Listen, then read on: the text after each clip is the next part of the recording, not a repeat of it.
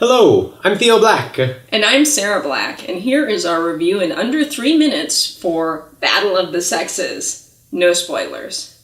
First off, the one-sentence synopsis. The movie depicts the personal lives of tennis pros Bobby Riggs and Billie Jean King as they move towards their Battle of the Sexes match. I think this is an interesting movie to talk about because it actually has, I think, a structural flaw in the writing. If you believe in, traditional storytelling, this is a movie that has two protagonists on separate journeys, not the same journey. When it's the same journey, rules are different. But because they're on separate journeys, they're actually encountering different obstacles in different places and different times.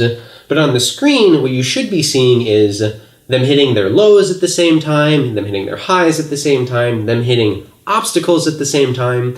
And instead, they're actually hitting them sort of opposite.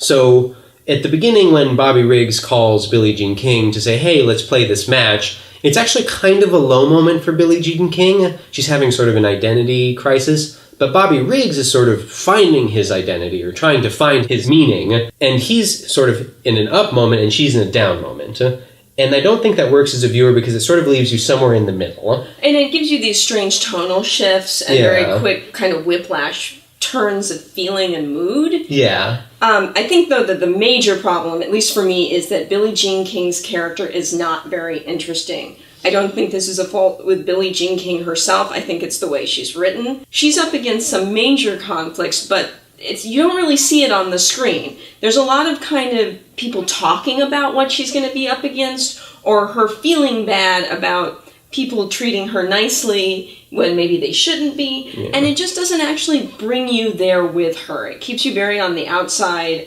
and it makes it look like what she's going through really isn't that big a deal, and I don't think that's true. Meanwhile, Bobby Riggs, who in theory could have been our bad guy, that would have made some of the structural stuff they were doing make sense, but they really humanize him, and his story's more interesting. Right. In a movie that's ultimately about feminism and sort of women's right and empowerment, you shouldn't be sort of on Bobby Riggs' side. No. Ultimately, I still enjoyed it enough because I think the personal lives of these characters was interesting, and it's also a pretty movie. Some of the architecture is really nice. We didn't cover that, but it's really, really cool shots. So I give it 3 out of 5 pigeons. I was a little more bored and blanded out by it, plus I really didn't like some of the dialogue, so I'm going to give it 2 out of the 5 positive pigeons. Thanks for watching. If you enjoyed this video, please like, subscribe, and comment down below. And don't forget, keep watching movies. Movies! Movies!